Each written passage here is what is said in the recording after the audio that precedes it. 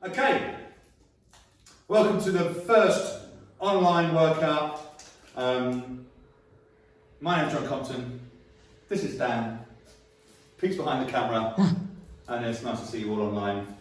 But anyway, we're going to warm up first before we do today's workout. If you train with Dan, you'll already know this warm up really well. If you train with me, you definitely won't, because we don't do it. So, excellent choice of t-shirt, Dan. First one we're going to do, mine's already sweaty from doing a workout this week, otherwise I would have had it on. First warm-up movement is hip rotations. See, this is where you get the fun, when John fucks it up. First warm-up movement is hip rotation. So Dan's going to demonstrate, we're going to go down into the push-up position first. Now Dan's going to bring his left foot up to the outside of his left hand, keeping his foot firmly on the floor, and then keeping his right hand down and his right leg straight. He's going to rotate up towards the ceiling with his left hand, keeping his eyes on his hand and his hand pushed back as far as he can and back down. Now Dan, do we do 10 on one side and then switch, or do we switch every one? Switch every one. So then we're going to switch, so left leg back, right leg forward, left hand down, right hand up, stretching back, looking at the hand, down, and we're going to rotate, we're going to switch again, back onto the other leg, going to go up again with the other hand, and we're going to do that until you've done 10 on each leg. So, crack on and do that now. We'll be watching. When you've done that, we're going to move on to the next warm-up movement. So we're going to do the next movement, which is inchworm. So, Dan is now going to go back down into the push-up position, starting a little bit backwards over there. He's then going to walk. He's going to keep his hands in the same place, keep his arms straight, legs straight, and inch forward with his toes so that his bum raises up in the air and he gets a lovely stretch into the hamstrings and something or other happening around here as well. He's going to fall back down because he's too tight from all of the strength training. Tweet. And then how many times, Dan? 10. We're going to do 10 times, walking all the way in, and then either stepping back out if you're short of space, or walking the hands forward and then bringing the legs back towards the hands again, okay? So we're going to do one more of those, just so you can see exactly how tight Dan is. Tweet. I wonder how bad I'll be at that. I've never done one. Good, look at that. Fucking hell, he was on the floor as well. He's way more flexible than me. Okay, warm up done. Crack on, 10 of each move. And then we're going to get into the main workout. No, it's perfect. Dan's perfectly placed. Dan's okay. Yeah. So if Dan was to stand on the edge there, and slightly in front of us, and then we should kind of here, I think that would be perfect. Sure. Alright. So then, Tell the guys what we're doing. Number one, workout number one. We're doing squats and renegade rows, alright? But we're doing tempo squats. Because we're only going to have one weight. So through the weeks, we're going to make sure that that tempo gets slower through the weeks, okay? So for now, here's what it's going to be. When we squat, we're going to have 3 seconds on the way down, alright? As soon as you do 3 seconds on the way down, we're going to pause at the bottom for a second, and then we can come shooting back up, alright? That's our tempos. After we've done that, we're going straight into renegade rows. Renegade rows, remember, push up on the ground. Make sure you bring your hand up. Don't move your hips, squeeze your bum. If you've got anything at home that you can use weight with, do it, but you don't have to, right? You can just use normal body weight, it's alright, super sets, okay? So, number one, tempo squats. Beautiful assistance. We're going to be in a goblet squat position, right? Just like we always do when we're at the gym. Remember, as we start to descend into our squat, you're going to make sure where your feet are, you're going to make sure where your knees are, you need to make sure that you're going in between your hips, you're going to keep your chest nice and big like we always do, alright? So as they start to descend, they're going to count for 3, right? So 3 seconds all the way down. 1, 2, 3. Hold it at the bottom when we jumped in. Then shake back up. There he goes. There he goes. 3 seconds again on the way down. So it'll be 1, 2, 3. Hold. Straight back up again. Squash like a batter meatloaf. Come down again. 1, 2, 3. Straight back up again. Alright? Done.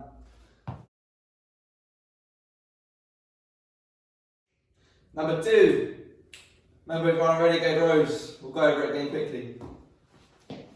Push up position, We'll just do it. Let's do it side this way first. Remember, when you're in your position, push-up position, it should be so that when your 3-year-old comes up to you and asks you what you're doing, they punch you in the stomach, that you can't move your hips, alright? Everything's nice and tight in. Squeeze your bums, make sure your legs are nice and tight. When you bring your arm up towards you like you're going to row, remember, try not to move your hips as much as possible. Come back down again, straight back up again, other arm. Make sure you don't move those hips, hold it for a second and come down. Back again. That'll be 10 each arm on that one, alright? Fuck! Make sure not to move hips, alright?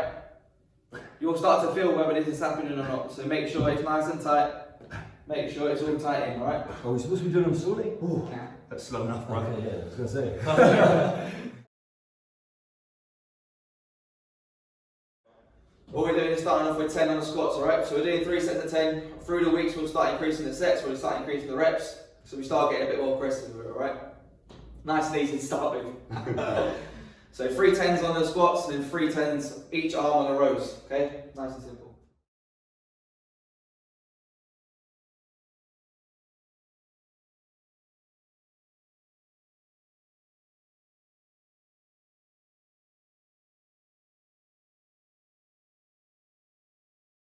Okay, so we've got a 10-minute AMRAP. We've got 2 moves. What? No, sorry. You want to do it? No. This is so much fun. We've got 10-minute AMRAP. 2 moves, kettlebell swing and push-up. If you either don't know how to do a kettlebell swing or you don't have a kettlebell yet, we do have an alternative move for you, which is this. So, just gonna, instead of the kettlebell swing, get yourself a chair from the kitchen dining table or whatever, and then on the way back, stick your bum out, sit down onto the bench, but maintain the tension in the structure, and then just drive through the heels, jump up and back down again. That would be 1 rep, okay? Instead of doing the kettlebell swing. Also, if you get exhausted, or your technique starts to go with the swings, or your back starts to hurt, you can revert to that instead of the kettlebells, or you can just revert to a simple deadlift instead. Okay? So, primary move is a kettlebell swing. You've got 2 alternatives there. Secondary move is your push-up, which you can do full push-up, knees down, push-up, or even if you really need to, you can grab yourself like a high surface, like your dining table or your worktop, and you can just lean in and out of that if doing push-ups on the floor is currently too much of a struggle. So those are your moves, your 5 swings, your 5 push-ups, or a variation of each. We're going to pause in a minute for questions anyway, but before we pause, Dan and Pete are going to do a quick demo of 1 quick round of 5 and 5. 3, 2, 1, go!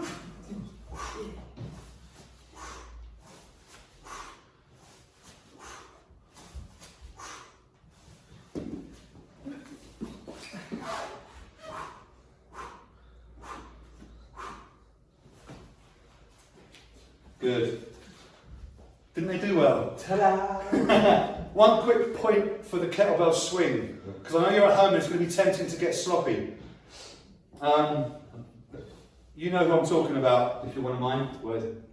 Actually, no, he's alright.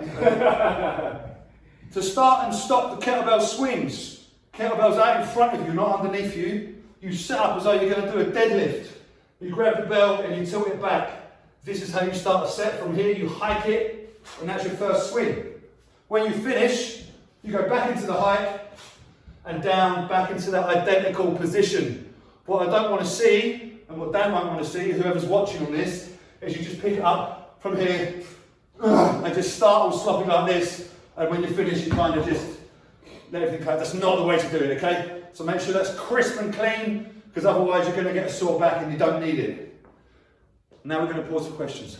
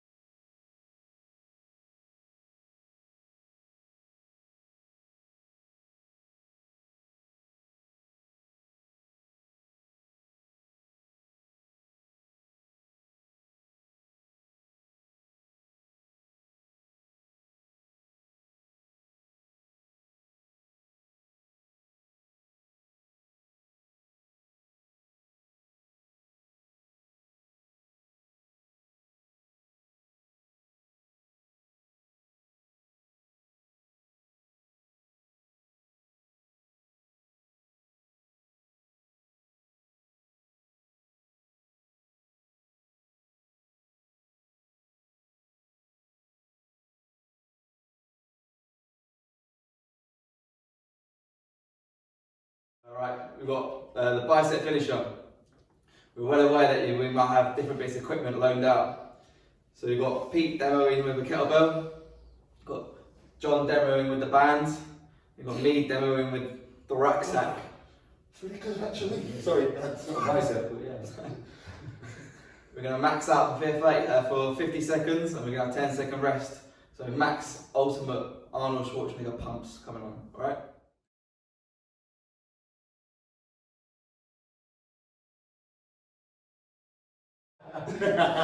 Oh, fuck.